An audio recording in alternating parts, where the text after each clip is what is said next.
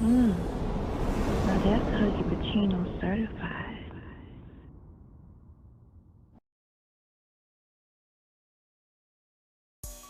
What's going on, y'all? This is Huggie Pacino back with another video. This video is long overdue. Alright, now the male that you see here is a guy by the name of John Shane McDowell. He's currently incarcerated in Mississippi Department of Corrections. Alright. Me and this man went to school together. Everybody knows him. If you went to Woodell High School, everybody knows him as White Boy Shane. Shane was not known to be wild, gangster, violent, so to speak, but he wanted to be down. He wanted to be cool with us. He wanted to be down with, the street aspect, the street life, the street. He wanted to be in the streets. He wanted to be down, so to speak. He wanted to be hood. And I still can't understand how this happened. He doesn't live in Mississippi. He was born and raised in Memphis, Tennessee. He had both of his parents. He's a real cool cat. We argued, but we rarely did. We got along. If he ever needed to go somewhere, I would pick him up. And at times when he needed to pick me up, he picked me up. We actually went to school together. He didn't graduate, not to my knowledge. But he was real cool. He's a real cool cat. Now, with that being said, let's get into what I want to talk about. For the record, I have written him in the past about 10 years ago, and I never got a return letter, but I'm not sure if he got them. So hopefully he runs across this video. Hopefully one day.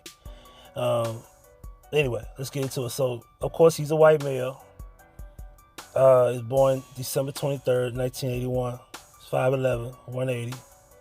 And he was a skinny guy, so I could just only imagine like he's probably like bulked up in there. You know what I mean? He got in. He actually didn't get in September the 1st of 2016. That's probably when he probably got sentenced. My son's birthday is February 21st, 2005. Okay. Around the date of my son being born, he was. I got a phone call from someone. I can't remember exactly who, but somebody gave me a call and said that he was in trouble and he wanted to speak to me. And we had stopped talking for weeks around that time. But I got this phone call from someone. I don't know if it was a girl or a guy. Somebody called me and they said Shane needed me. And I remember speaking to him for about 1 minute. And I remember him telling me, I fucked up real bad. I fucked up bad. That's all he kept saying to me. And I don't remember exactly what I just remember those words. And I never heard from him again. Verbally, handwritten, anything. And this was 2005. That being said, sentenced September the 1st of 2006. And that's the location he's at. He got mandatory 20 years. In Mississippi, they do not play around. You catch your charge, they're going to throw the book at you. Black, white, Indian, Asian, Arab, don't matter. Mississippi does not care. Mississippi has no care in the world about you being black or white. So I want that to be clear. This is his first offense. But maybe it's because of the charge that he got. Now, here we go. All right, so he got 3 charges. Aggravated assault on a police officer with a weapon. All right. Aggravated assault. Then he got armed robbery. He didn't get aggravated robbery. He got armed robbery. So he got a pistol, aggravated assault on the officer, aggravated assault, armed robbery. So it's technically 3 sentences. 3 offenses. Mandatory 20 years. No possibility of parole. No nothing. And to show you that I meant what I said, around the time that Kenny was born, as I said, his release will be March the 8th, 2025. If you do the math, 2005, March the 8th is when he caught the charge. So I said around the time my son was born. I just don't remember exactly what day, but I know my son was born already. So that means March the 8th of 2005 is when he called me and he got that charge. And with that being said, well, now that we got that out the way, I want to get into this letter he wrote. So here we go. All right, so he wrote, my name is John Shane McDowell. I am an inmate in the Mississippi Department of Corrections, MDOC 122670. Growing up in the streets of Memphis, Tennessee was hard. The only youth groups we had were gangs. I remember going to school, listening to celebrities and other famous people talk about staying in school. Don't do drugs and you'll end up dead or in jail. At the time, I was just thankful they stopped class. Whatever they had to say, I could care less.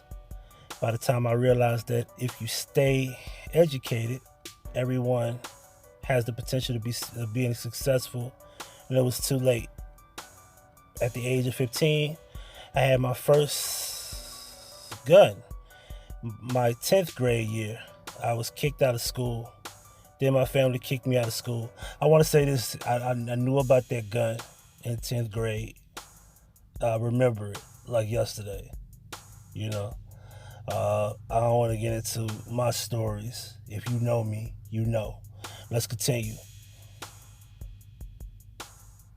I was kicked out of school, then my family kicked me out of the house. Seeing family members and neighbors drive nice cars, have a nice house, keep money in their pocket, I knew working at some minimum wage job wasn't going to get me a car, house, and keep money in my pocket. So I hit the streets head on. I have committed almost every crime there is to commit and got away with all of them but one. At the age of 23, on March the 13th of 2005, I was sentenced to 20 years in prison for aggravated assault on a police officer, aggravated assault and armed robbery. My release date is March the 8th, 2025. The best years of my life was taken away from me because of my mentality. The way I thought and acted caused me to think that I was unstoppable. I wasn't like those dumb criminals you see on TV. I had everything figured out, and the guns were there to prove a point. I wasn't about to let anyone take anything from me. That's what got me where I am today, because I had no respect for the police or anyone. There's a lot of hatred for the police because some officers use their badge in crooked ways. I've been dragged through mud and forced to sit in puddles of water while the police searched me in my car. But with the social media and everything going on, they are getting caught as well. There are still a lot of officers who are helpful in many ways. When someone breaks into our house, steals our car, or hurts someone we love, who is the first person we call? 911, the police. Their job is very important. You may not make the same mistakes I made, but please believe me, it's easy to slip when you're doing wrong, and it only takes one slip. You can lose your life, if not physically, then mentally. One thing about prison, it's open 24 hours a day, 7 days a week, to any age or race, male or female. It's free to get in, but it will cost you and your family years of heartache, pain to get out. That's if you get out. You think the streets are a playground in here. The more people, the more problems. Everyone walks around with a point to prove. But the worst of it all are the visits. It's the only time you get to see your family until you get a letter telling you that a loved one passed away. That's when the worst pain of all hits you, and you realize your life will never be the same. There is no getting out and going to your family's house for Thanksgiving or Christmas or any other day. There are no more visits. You see people go home, you see people come back. Then one day a riot breaks out and you see a few people get killed and you don't get killed, if you don't get killed yourself. When the officers come to search you, you strip butt naked. There is no protesting. You have no privacy. The noise in here is outrageous. There is no peace of mind. And at times, you feel like you're about to lose your mind. No one can live your life with you. Each man and woman has their own destiny. Please don't make this your destiny. Now that you have read this, don't let it stop here. Share this with someone in hopes that it will keep someone from destroying their life.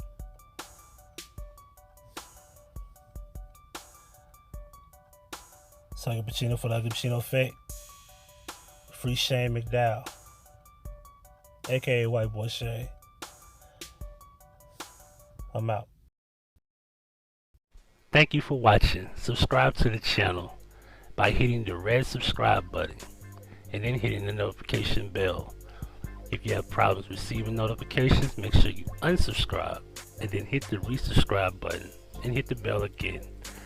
Below you have playlists of many things from the past, such as the What's the Business series, the POF Experience series, and the Memory Lane series as well as past Vision playlists.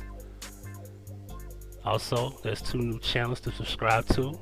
My son's gaming channel for Life Gaming, and make sure you keep up with everything dealing with Huggie Pacino. This is Huggie Pacino for the Huggie Pacino Effect. Thank you for your support. And if you wish to donate, right, we going. What a money reside, what a money reside, what a money reside, what a money reside. Now that's Huggie Pacino certified.